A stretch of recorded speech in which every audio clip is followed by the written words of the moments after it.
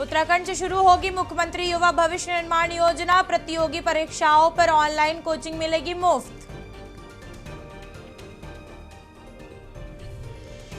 कांवड़ मेले में पहुंचे 5 करोड़ शिव भक्त, सीएम धामी ने आस्था का स्वरूप बताकर जताया श्रद्धालुओं का आभार। चार धाम यात्रा ने बनाया कीर्तिमान, 114 दिन में 47 लाख से अधिक श्रद्धालु पहुंचे।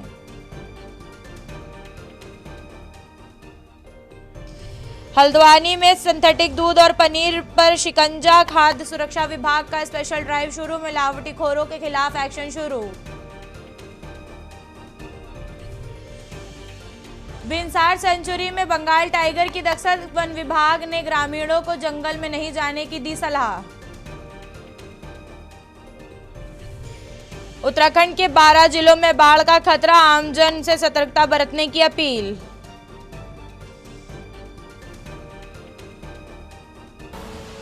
आप देख रहे हैं के न्यूज, खबरों का सारथी।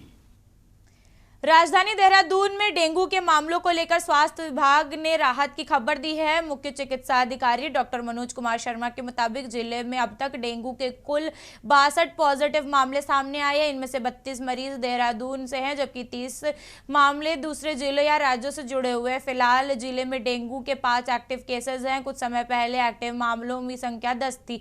राहत की बात यह है कि 5 मरीज स्वस्थ होकर घर लौट चुके हैं और अस्पताल में भर्ती सभी मरीजों की हालत सामान्य, किसी भी मरीज की स्थिति गंभीर नहीं है बताई गई है। डेंगू की रोकथाम के लिए स्वास्थ्य विभाग लगातार निगरानी रखे हुए है। वही आशा कार्यकर्ताओं और डेंगू वॉलंटियर्स के जरिए घर घर सर्वे किया जा रहा है। वही नगर निगम के सहयोग से संवेदनशील क्षेत्रों में फॉलिंग और लिवसाइड का छिड़काव किया जा रहा है।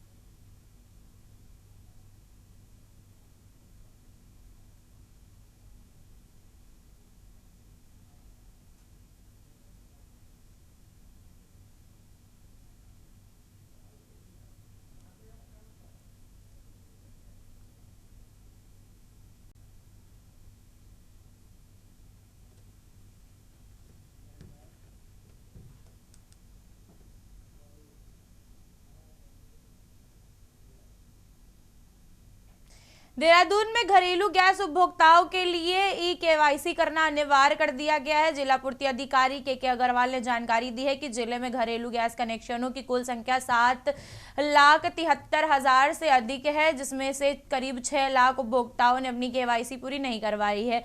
लेकिन अभी भी लगातार 1.25 लाख उपभोक्ताओं ने ई-केवाईसी नहीं करवाई है। जिला पूर्ति अधिकारी ने यह भी बताया है कि यदि उपभोक्ता 15 अगस्त तक अपनी केवाईसी नहीं करवाते हैं तो उनको गैस सप्लाई बाधित हो सकती है। 15 अगस्त के बाद केवाईसी ना होने पर गैस केवल व्यावसायिक दायरों में ही मिलेगी, जिससे उपभोक्ताओं को भारी असुविधा का सामना करना पड़ सकता है। इस समस्या से बचने के लिए जिला पूर्ति अधिकारी ने सभी उपभोक्ताओं से अपील की है कि वे अपनी संबंधित एजेंसियों में जाकर गैस को घर लेने के लिए अपनी केवाईसी करें। वही तेल कंपनियों के आधारित मोबाइल ऐप्स के जरिए भी ई-केवाईसी पूरी कर लें।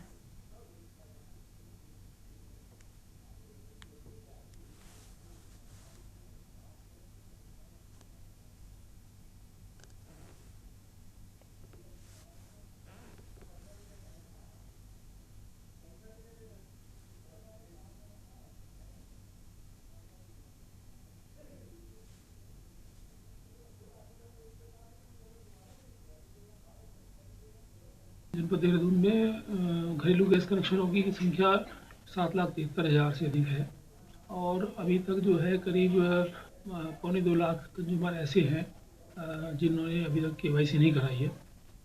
तो ये EKYC कराना बहुत नितांत आवश्यक है और इसके लिए यदि कोई कंज्यूमर अपनी EKYC 15 अगस्त तक नहीं कराएगा तो उसकी गैस की सप्लाई बाधित होगी और साथ में जो अगर 15 तारीख की बाद मिलेगी तो उसको वो व्यावसायिक दरों पर मिलेगी, तो वो काफ़ी जो है असुविधा होगी उससे कंज्यूमर्स को।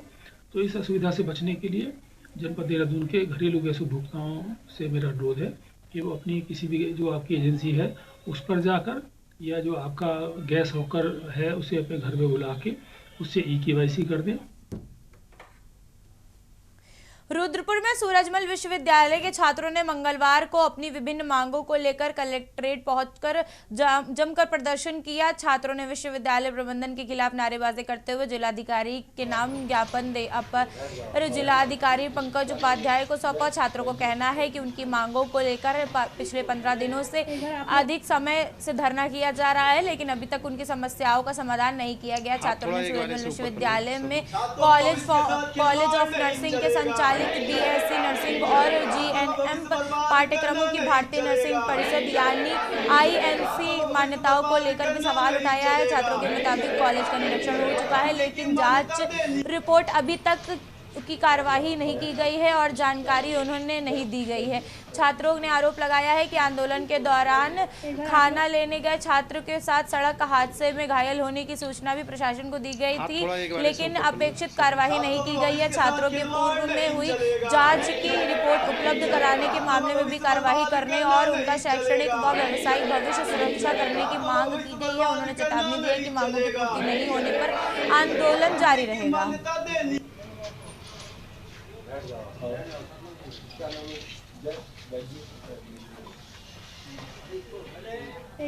सर हमारी मांग इतनी सी है क्योंकि अभी कुछ समय पहले ही हमारा एक साथी है जिसका एक्सीडेंट हो गया था सामान लेने के लिए।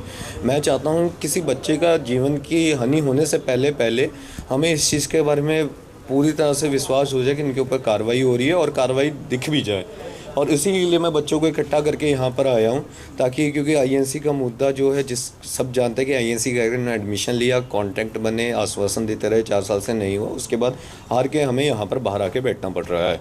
हमारा जो धरना है वो 15-16 दिन से लगातार कॉलेज के बाहर 24/7 चल रहा है सूरजमल यूनिवर्सिटी के द्वारा।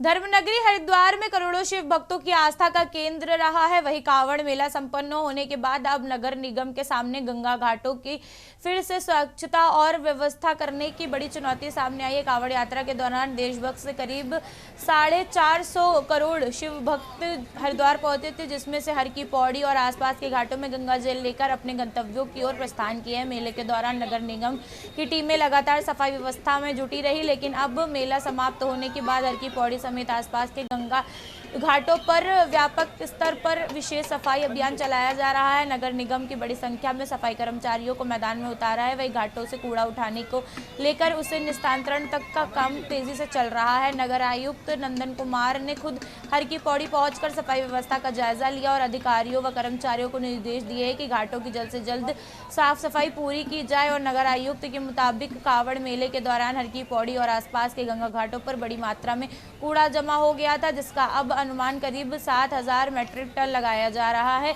नगर निगम की कोशिश है कि विशेष अभियान चलाकर आज रात तक हर की पौड़ी सहित प्रमुख घाटों का कूड़ा हटाने का काम पूरा किया जा सके। इसके लिए टीम सफाइयों को लगातार शिफ्ट में लगा रही है ताकि कावड़ मेले के बाद गंगा घाटों को दोबारा स्वच्छ और श्रद्धालुओं के लिए व्यवस्थित रूप से सुचारू चलाया जाए।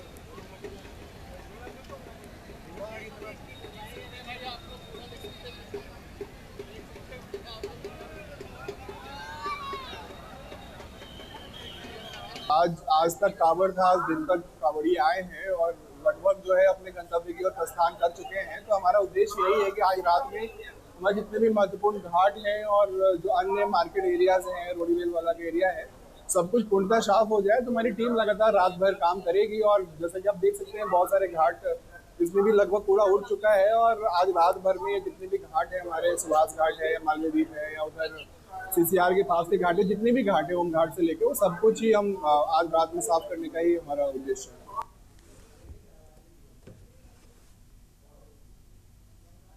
खबर देहरादून से है, जहां प्रदेश भाजपा इन दिनों युवा संवाद के कार्यक्रम आयोजित कर युवाओं को भाजपा की रीति नीति से प्रेरित कर अपनी ओर आकर्षित करने में जुटी हुई है। लेकिन वहीं कांग्रेस का मानना है कि भाजपा को युवाओं की याद अब आ रही है।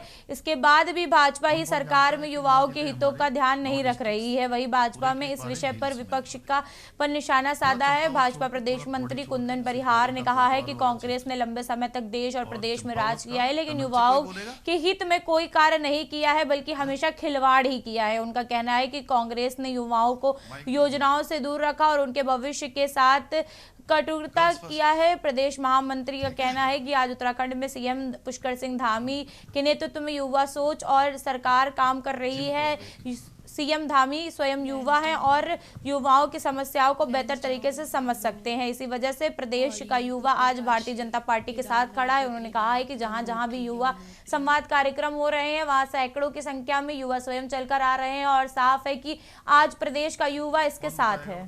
चलिए, कौन कौन जानता है कि 9 जिले हमारे 9 डिस्ट्रिक्ट्स पूरे के बारे हिल्स में हमारे, थोड़ा चंपावत छोड़ के थोड़ा देखिए, इस देश में एक लंबे कालखंड तक कांग्रेस का सरकार रही है और कांग्रेस ने किस प्रकार से युवाओं के हितों के साथ खिलवाड़ किया, कांग्रेस ने किस प्रकार से युवाओं के हितों पर कुठाराघात किया, कांग्रेस ने किस प्रकार से युवाओं को अपनी योजना से दूर रखा, ये सब जग जाहिर है। आज भारतीय जनता पार्टी और विशेष रूप से उत्तराखंड में माननीय पुष्कर सिंह धामी जी स्वयं युवा हैं। युवा सोच के साथ वो इस उत्तराखंड को आगे बढ़ाने का काम कर रहे हैं। इसलिए इस उत्तराखंड के युवा पुष्कर सिंह धामी जी और भारतीय जनता पार्टी के साथ में है और हम देखते हैं कि जहाँ जहाँ भी हमारे युवा संवाद हो रहे हैं वहाँ सैकड़ों की संख्या में युवा स्वयं चले आ रहे हैं। तो इसको देखते ही बनता है कि आज युवा किसके साथ में। रुद्रपुर के आरटीओ कार्यालय में एक हैरान करने वाला मामला सामने आया है। यहां एक ही रजिस्ट्रेशन नंबर वाली 2 स्विफ्ट डिजायर कारें आमने सामने पहुंची। जांच में दोनों वाहनों की चेक नंबर में हूबहू समान पाया गया है। वही कार हरिद्वार निवासी सहदेव कुमार पाल और दूसरी नैनीताल निवासी नीरज कुमार के नाम पर दर्ज है। मामला अब सामने आया है कि जब सहदेव कुमार पाल अपनी कार के बीमा नवीनीकरण के लिए आरटीओ कार्यालय पहुंचे थे तब उन्हें पता चला कि उनके वाहन के नंबर UK6AN 0807 से दूसरी कार का भी बीमा चल रहा है। शिकायत के बाद परिवहन विभाग ने दूसरी कार के मालिक नीरज कुमार को भी वाहन समेत कार्यालय बुलाया। दोनों वाहनों की जांच में रजिस्ट्रेशन और चेक नंबर पर सामान्य मिलने पर अधिकारियों के होश उड़ गए हैं। जांच के दौरान आधार कार्ड में भी बड़ा अंतर सामने आया है। आधार नंबर समान था लेकिन फोटो और जन्म तिथि अलग अलग थी। अब पुरानी विभाग की रिकॉर्ड निकाले जा रहे हैं। वहीं ट्रांसफर दस्तावेज और डीलर की भूमिका की भी जांच की जा रही है। स्थानीय मारुति एजेंसियों की तकनीकी रिपोर्ट के बाद भी स्पष्ट होगा कि दोनों में से असली वाहन कौन सा है और दूसरे वाहन में किस स्तर पर छेड़छाड़ हुई है।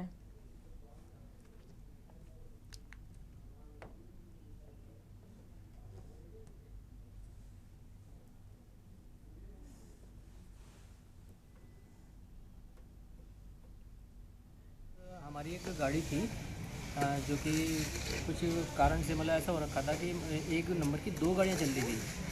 तो इस करके जो है हमें बुलाया था। हमने मतलब एक यहाँ पे शिकायत भी दी थी कि भाई ऐसे हमने इंश्योरेंस करने के गए थे और हमें पता चला कि हमारे नाम से एक इंश्योरेंस नहीं हो पा रहा, दूसरे इंश्योरेंस हो गया है। तो इस करके जो है हमने छानबीन करी तो पता चला कि एक गाड़ी और चल रही है इसी नंबर पे। तो फिर हमने जानकारी निकाली तो इसलिए यहाँ पे हम आए। सूचना मिली थी जो सहदेव जी हैं इंश्योरेंस करा रहे थे, उनकी गाड़ी का इंश्योरेंस जब नहीं हुआ तो वो गाड़ी मेरे नाम से शो हो रही थी। अच्छा। और जो गाड़ी मुझसे ली तो मेरे आरटीओ से नाम हुई थी गाड़ी ये UK06AN 0807 और ये मैंने तीसरे ऑनर मोहम्मद जफ़र से ली है। अच्छा, आपने मोहम्मद जाफर से ली है? जो किला खड़ा कर निवासी हैं। तो अभी क्या क्या करें? कह रहे हैं सर 4-5 दिन के बाद जब पूरे एजेंसी से आ जाएगा तो उसके बाद आपको एक लेटर भेजा जाएगा जांच पड़ताल के लिए। डोईवाला में परवादून बार एसोसिएशन डोईवाला के चैम्बर निर्माण की दिशा में मंगलवार को महत्वपूर्ण कदम उठाया गया है। बार एसोसिएशन के प्रांगण में आयोजित कार्यक्रम में डोईवाला विधायक ब्रजभूषण गैरोल ने विधित पूजा अर्चना करके बार चैम्बर निर्माण कार्य का शिलान्यास किया है। वही विधायक निधि के बनने वाले अधिवक्ताओं के चैम्बर निर्माण कार्य का शिलान्यास करते हुए विधायक ने कहा कि अधिवक्ताओं को बेहतर सुविधा उपलब्ध कराने के लिए आवश्यक विकास कार्यों में हर संभव सहयोग किया जाएगा। कार्यक्रम में विशिष्ट अतिथि पूर्व दर्ज राज्य मंत्री करण वोरा, बार एसोसिएशन अध्यक्ष फूल सिंह वर्मा, महामंत्री मनोहर सैनी समेत बड़ी संख्या में अधिवक्ता और क्षेत्र के लोग मौजूद रहे। बार एसोसिएशन के पदाधिकारी और अधिवक्ताओं ने चैम्बर निर्माण के लिए विधायक निधि से सहयोग दिए जाने पर विधायक का आभार जताया।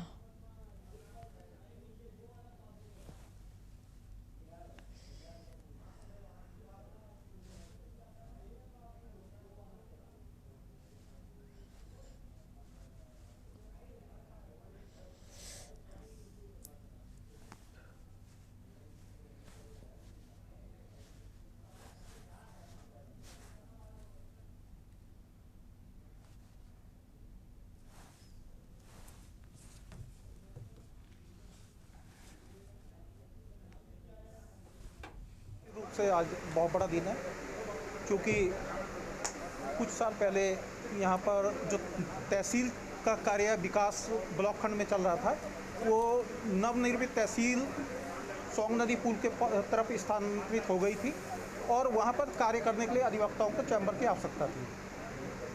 एसोसिएशन को बहुत बधाई शुभकामनाएं देता हूं और हमारे सम्मानित अध्यक्ष जी और हमारे महामंत्री जी और हमारे विनीत लोधी जी, ये कई समय से लगातार हमारे पास और बार एसोसिएशन के सभी हमारे पदाधिकारी हमारे पास लगातार मांग कर रहे थे कि भाई हमें यहाँ पर एक चैम्बरों की आवश्यकता है।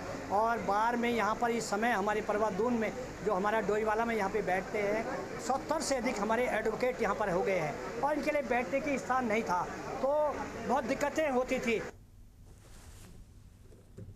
प्रदेश में 2027 के विधानसभा चुनाव से पहले भारतीय जनता पार्टी ने कमर कस ली है। भाजपा के अगले 2 महीनों में लिए गए एक्शन प्लान तैयार कर लिया गया है। वे सूत्रों के मुताबिक भाजपा ने सभी विधायकों को निर्देश दिए हैं कि वे अपने अपने क्षेत्रों में अधिक से अधिक समय बिताएं और जनता से सीधा संवाद करें। भाजपा विधायकों से कहा गया है कि वह बूथ स्तर पर जाएं और लोगों की समस्या सुने और सरकार की योजनाओं की घर घर जानकारी पहुंचाएं। इसी दौरान विधायक अपने क्षेत्रों में फीडबैक सीधे मुख्यमंत्री पुष्कर सिंह धामी को देंगे ताकि जनता की समस्याओं का तात्विक समाधान किया जा सके। वहीं भाजपा प्रदेश मीडिया प्रभारी मनवीर चौहान ने बताया है कि पार्टी का लक्ष्य बूथ को मजबूत करना और कार्यकर्ताओं को सक्रिय करना है। उन्होंने कहा है कि तिरंगा यात्रा, जनसंवाद और विकास कार्यों के निरीक्षण के माध्यम से भाजपा जनता के बीच अपनी पकड़ को मजबूत करेगी। चौहान ने दावा किया है कि इसी एक्शन प्लान से 2027 में पार्टी से सबसे ज्यादा बहुमत के साथ जीत दर्ज करेगी।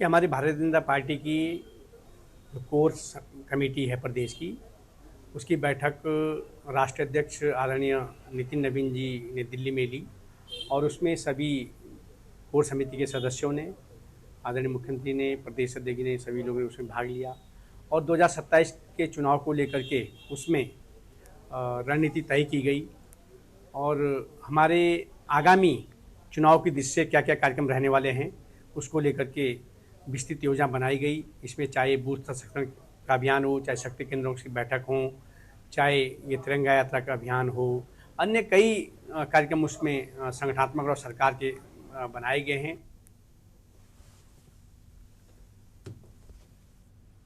रामनगर कांग्रेस के राष्ट्रीय अध्यक्ष मल्लिकार्जुन खड़गे की हाल ही उत्तराखंड दौरे के बाद भाजपा और कांग्रेस के बीच सियासी बयानबाजी तेज हो गई है। भाजपा द्वारा कांग्रेस के विरोध किए जा रहे प्रदर्शन के खिलाफ मंगलवार 11 अगस्त को रामनगर में कांग्रेस कार्यकर्ताओं ने पूर्व विधायक रंजीत सिंह रावत के नेतृत्व में भाजपा का पुतला दहन किया। इसी दौरान कांग्रेस कार्यकर्ताओं ने भाजपा सरकार और पुलिस प्रशासन की कार्यशैली के खिलाफ जमकर नारेबाजी भी की।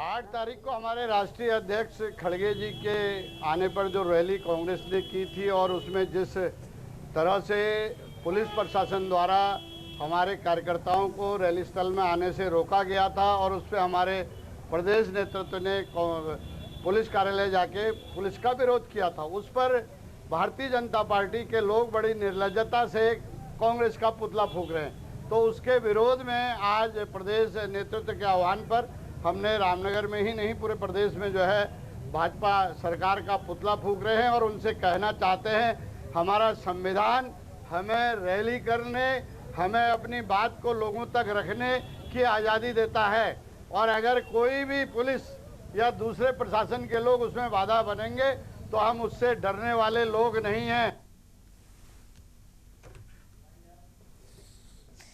उत्तराखंड की खबरों में बस इतना ही। आप देखते रहिए के न्यूज़ इंडिया। नमस्कार।